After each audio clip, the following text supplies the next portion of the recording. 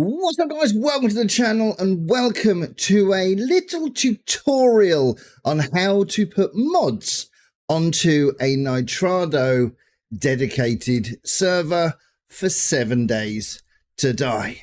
Just want a big shout out to Nitrado for sponsoring this video.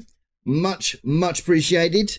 Nitrado is the world's leading game server hoster and offers high quality game servers at low prices, with servers for games like Ark, Minecraft, 7 Days to Die, and so many more. But they actually host servers for over 100 games. Now, if you want to go get yourself a server and you suddenly find yourself gravitating towards another game, because as gamers, that is what we do. We hop from one to another.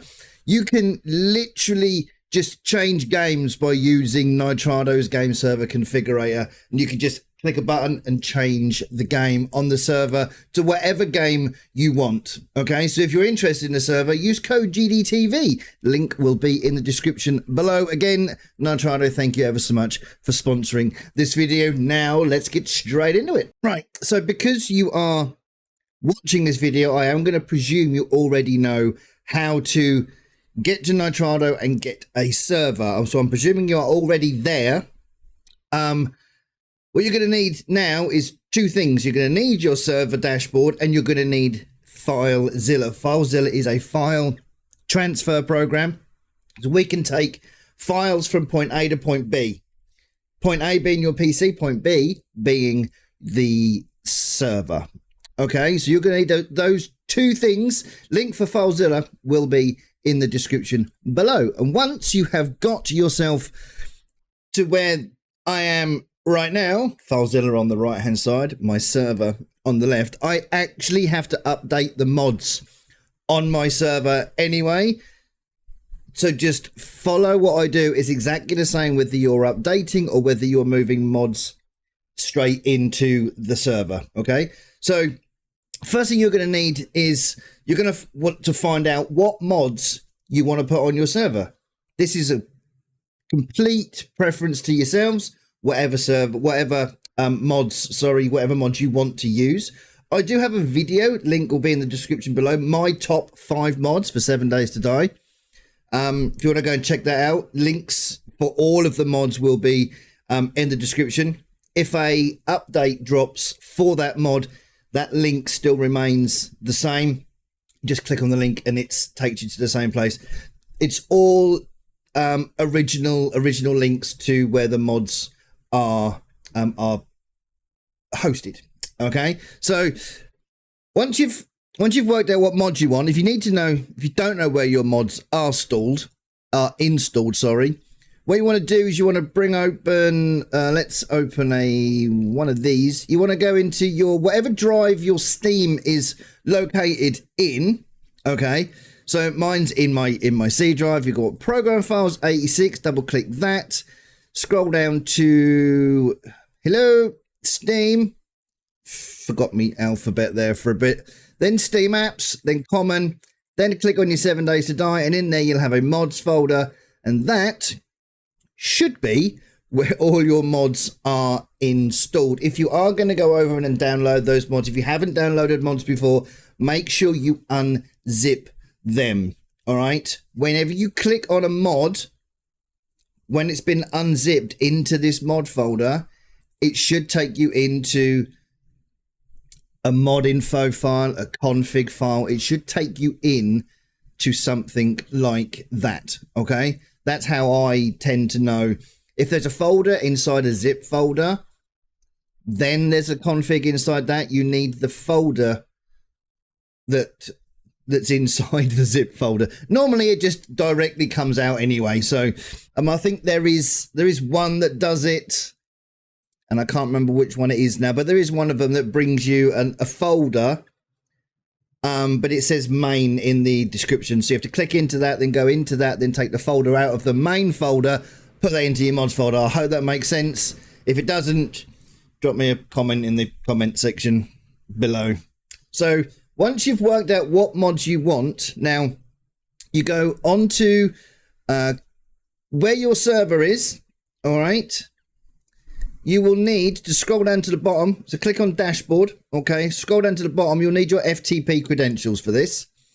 Okay, so you're going to need your host name, your port, your username, and your password. Okay, so if you go into FileZilla, you'll see host at the top, username, password, and port. All of these need to be transcribed. No, that's probably wrong. These need to be copied from here and pasted up here. So host name would be host. So all I would do is just copy that and then pop it into there and paste it in. All right. I'm not going to do that because I want to show you something else as well. So you copy your host into there, port goes over into the port, obviously, then username and your password. Click on the little eye icon when nobody's looking. Click on the little eye icon, copy your password and put that up in there as well. Don't let anybody ever see that password. So once you've done that, you can just click on Quick Connect and it will take you into your server, okay? If you've never done this before with FileZilla, once you've done that the first time, then all you have to do is click this little down arrow and it will tell you all of the servers you've been into previously. I now know that this top one is my 7 Days to Die server. Just click on that and it connects you straight in. Okay, so if you're going to go back in after you've done anything, or if you want to, like I'm now going to update my mods because I know that one of them has had an update, so I now need to update them on the server as well. Then you can just do it that way. All right, so now the mods, what I tend to do is obviously some are server based, which means they just need to be on the server and they don't need to be installed in people's mods folders to join because it's already server based. It's already on the actual server. And some will need to be. What I tend to do, I put a room in my Discord. Link for that will be in the description below as well. Room in my Discord for all of the mods I'm running on my server. And then that way I get everybody that wants to join to go and download those mods. They're all the original links, so they all link directly to the original place and then they can download them. Do it that way, then if they want to use them for single player, they can. And if you get a bit confused like I did at the start, I didn't really know what was server based and what wasn't. It does tell you when you download the mod, but now it's just like a common practice for me now. I just put all of the links in and just go, right, download them all, stick them in your mods folder. They're all mods you should have anyway if you're going to play single player as well. So I tend to do that, just get all of the mods downloaded and get them into the mods folder that's installed into your Steam 7 Days to Die. Okay, so once you've got your mods, hang on, bring that back up. Once you've got your mods folder here and you're connected into your 7 Days to Die, you'll see mine still has 7 Days to Die experimentals because I haven't uninstalled it from my server. That's why that is still there. We're not using the experimental branch anymore. We are now on to stable, as 7 Days to Die has now got a stable branch. So you click on 7 Days to Die at the top here, it'll open up everything and you will have a mods folder. All right, so you double click on that. You will see here yours will have the example markers mod, the T and the TFPs. Okay, you will have those 4. These 5 at the top, they're what I'm running on my server at the minute. Okay, so make sure your server is off as well, or stopped, should I say. Make sure it is stopped before you do any of this. And what you want to do is choose the mods you want. Okay, so what I'll do is I will update all of them. Okay, even though I only think it's the fuel stop. I think that's the one that's been updated. So click on that and then I hold control. And I want to use the food and water because I'm using that. The HP bars as well, lockable slots, and the fuel waste I think that's the one that's had the update.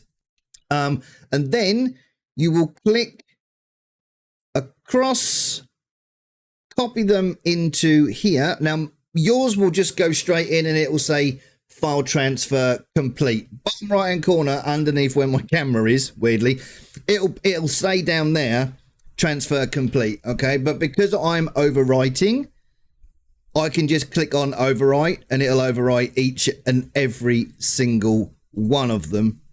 Boom, done. Just keep going. So there you go, they're all done. I just keep clicking OK just in case anything pops up that says that, you know, and my eyes go, oh, hang on a minute, maybe not. So I always do everything individually rather than just go, yeah, skip all. So I normally just click, click, click, click, click. So there you go, that's that done. As I said, if you're just putting mods in, it will just go straight in, okay? As I said before, make sure they are folders, not zip folders. That has to be a folder, not a zip. Otherwise, this won't work, okay? So once that is all done and dusted, you can then either restart your server, or if you have to, if I do this, if it's a brand new server, then you're obviously going to have to set it up. Okay, so you go into your general settings on this one, and in here you can put down everything that you want your server to be. So your server name, which is the name of the server which is displayed at the server browser, and then a game name which sets the game name which will be displayed on the in-game server list. Okay, so you set all this up. Give your server a password as well, because the way I am going to show you how to get your friends to join this server, they will need the password. They'll need the password either way, but the way I'm going to do it is the best way, I think, for it to work, rather than having to say, search in this region, search for this amount of players, blah, blah, blah, and all that sort of stuff. All right. But down here, you will have, if it's a brand new server, you will have EAC enabled. You want to uncheck that. Otherwise, the mods won't work, because the server will look for EAC when you, or the game will look for EAC when you run it. Okay. So you want to turn that off. Now, you might get an error up here with these, like the web panel password. It might give you an error when you go to click to save changes. If it does, just give that panel there, just give that a password. Obviously remember it for future reference. Give it a password and then save it, and you should be fine. And then you come down here. This is how I've got mine set up. We've got it on survival. We've got 60-minute days. So an hour IRL is a game, is an hour, is a day, sorry, in game. We're just going to go on Navigain for now. You can set it up for a random world if you would like to. It does take a little bit longer to set it all up if you're going to do it that way. Just takes longer for the server to generate the world and stuff. We're going to run on a 6K world size. We don't change anything else in here at all.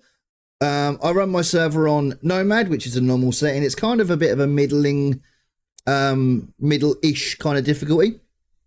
Zombie speeds are exactly the same. We don't change that.